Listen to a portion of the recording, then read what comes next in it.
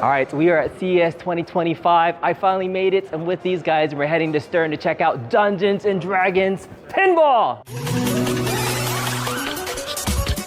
It is I, Efron, the half-elf warlock, and we are here at PepCom at CES to play Dungeons and Dragons Pinball. Yes, I come adorned in armor, ready to slay the dragon. And what are we gonna do? We're gonna see it right over here. There it is for the very first time, Dungeons and Dragons Pinball. Let's check it out. So this is the limited edition version of Dungeons and Dragons, the Tyrant's Eye. Looking at it for the first time, you can see some of the major differences in the trim, the foil artwork, which is looking really nice on the side if you're fans of dragons. You got this custom side armor on the flames on the side there. And of course, the limited edition signature from Mr. Brian Eddy itself. But we have some friends here from Stern. We have Seth and Zach. Let's go talk to them and see what they think about this machine. All right, I am here with Seth Davis. For folks that don't know, can you introduce yourself? I'm Seth Davis. I'm the CEO of Stern Pinball. That's right. And you're here at CES unveiling your brand new pinball machine. Can you tell me about what excites you about Dungeons and Dragons? Well, we've really fused modern pinball with Dungeons and Dragons. And so this is really the first pinball RPG that really functions the way it does with Insider Connected. You're going to have new dungeons to compete in. The game is going to be always changing. We've got the best mech in pinball with our Red Dragon, Wrath the Relentless. Tell me about this. This is one of the more impressive things I've seen looking at it in person. Yeah, he's huge. He moves in all different directions. He spits fireball pinballs at you, and when you get to Dragon Multi-Ball, we filed for multiple patents on this. He's the best mech we've ever done. Oh, that's great. So as you've been leading Stern for the last couple of years, where do you see, what excites you about kind of this pinball machine and moving forward to future machines? There's so many possibilities in pinball, and with bringing technology and fusing the old with the new, this Dungeons and Dragons game is one of those where we've kind of fused a bunch of new technology into pinball, and we're going to keep doing that in the future. You'll see more interesting games from us, and games where we are able to invent a story like this, right? We have Dungeons and Dragons, we have a lot of main characters, but we made our own story, and we kind of developed what was right for pinball, and that was a lot of fun on this title. Great, thank you. And one of the, I guess, criticisms people were saying about pinball is that prices continue to go higher, and this is starting to price some people out of the market. Like, what do you say for folks that are wary about the cost of modern pinballs? I get people in my comments that are first like, I'm going to boycott until we see something about the prices. So what would you say to those folks that are worried about how the pinball market is? Yeah, so, look, prices have been tough everywhere, right? The dollar is worth almost 20% less than it was before the pandemic time period, and we're no different than anybody else in terms of the cost of these things. We make high-end commercial grade products that you can, take home, and we have provided a tremendous amount of value in these games. They're wonderful games, and we haven't changed our prices in 2.5 years at this point. Right. So a lot of that criticism is dated, and it's the same all over the world for every product you buy these days. So I don't think we're unique in that. It's tough for everybody. Yeah, no, I appreciate that. And with the LEs, for example, creating some demand, the 740 number, right? Are you trying to do different quantities now for LEs that kind of make sense versus, the straight 1,000 number or 500 number?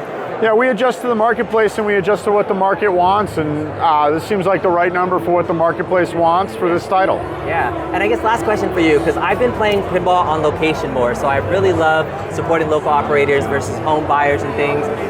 Do you see these machines still on location for people to play more often now than before, or do you see more home buyers really as the best way to get into? Most of our games are sold to the home these days. However, our players are split pretty evenly between location play. There's actually a little more number of players on location than there are at home. So again, depends on what you look at. The reality is both of them are critically important to our business and the fun of pinball, and we like both of them a lot. But depending on how you look at it, one way or the other, we have more players in one versus the other, which means both are really important. Perfect. And I love that you're at CES unveiling Dungeons & Dragons to a new community. I know you've been at Comic-Con. Any other plans for, the rest of 2025? We love to go to great events. We'll be at a bunch of great pinball events as well, and pinball-specific events, as well as these big consumer shows. And we do commercial shows too. So you're going to see us out and around everywhere. As you see, I was trying to sneak a little info to see if he would say where he's going to be at. But they've been at Comic-Con, they've been at Pinball Expo. I'm sure they'll be at TPF and all those things too. Last thing, Seth, I did beat you in pinball, so I'm sorry that I actually got a game on you. But yes, I can say I beat Seth in pinball. I think it was the costume that really gave you the extra power. All right, thanks, Seth. Appreciate it. Take care. All right, I am back with Zach Sharpe. The last time I saw you, you kicked my butt in John Wick, but today, I think I bested you in Dungeons & Dragons.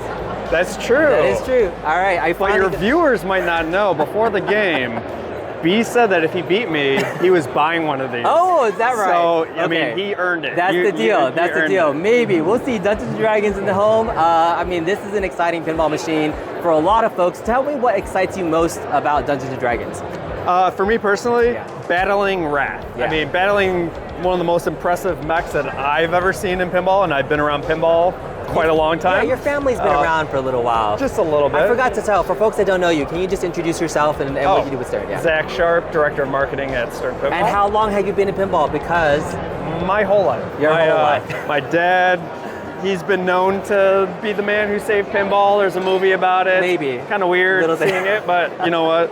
I've been around pinball. All right, so tell me about this mech. When the first time I saw it, I was just actually impressed how large it was. In the pictures, it kind of doesn't do it justice. You have the cave that hides a lot of the mechanical back end, but it's you know, one of the biggest mechs I've seen in pinball. Yeah, I mean, and not only visually is it impressive, but just the movement, how you can bash it from all three flippers.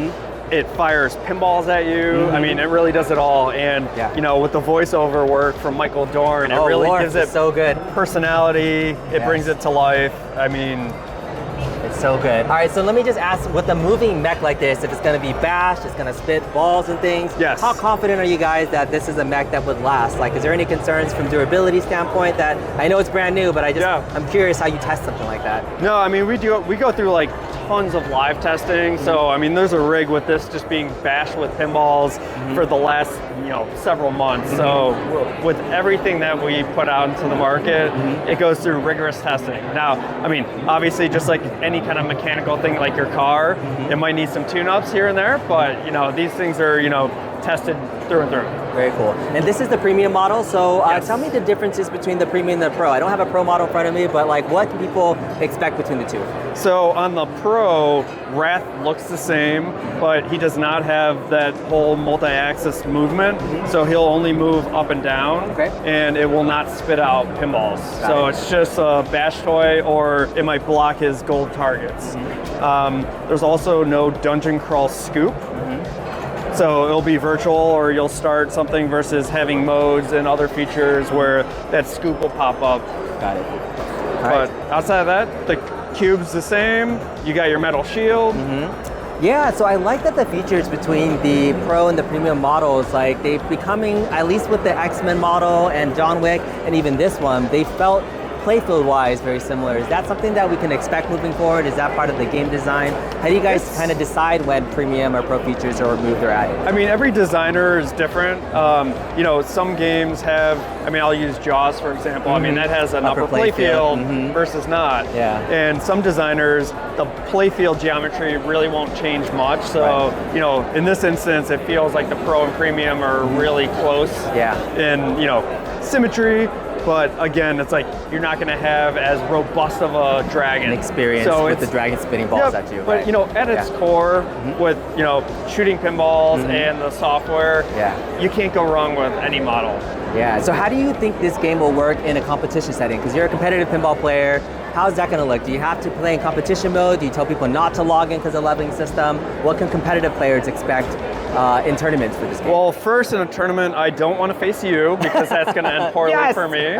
But no, what's great about the software is you can put it into tournament mode and it'll be exactly the same for everybody. So it's not going to be randomized where one player, goes through a dungeon and gets a treasure and the other person gets eaten by a monster. So for the tournament players, there's nothing to worry about. It'll be deterministic. Yeah, would you be excited to play this on a tournament? Like you're on the circuit a lot. Like, is this something now in your lineup of Sterns? Like, where does, do you have a favorite or a ranking of Stern Pinball machines? The games that I win on are my favorites. So. Oh, that's a very political answer, Zach. All right, so D&D, final thoughts. Why should somebody consider either buying this or going out on location to go play it? I would say, I mean, obviously a new game is always fresh and exciting, and you know, if you're not familiar with Dungeons and Dragons, like I am not, and it's great to just get immersed in a theme that you've never been accustomed to. I always like to say, you know, Iron Maiden is one of my favorite games. I could not tell you one of their songs before I owned that machine, and now I am an Iron Maiden fan, and I feel the same with Dungeons and Dragons, that I'm already starting to learn stuff and the different characters, and even just talking to you about the game outside of pinball. It's really cool just to see kind of a merging of two communities. I would love at some point for the Stern team to try a real life Dungeons and Dragons campaign just for funsies. Get Dwight to be your dungeon master, and I'd love to see you guys play a game. That would be fun, just to see. Deal. All right, thanks, Zach. Appreciate it. All right, thank you. Take care.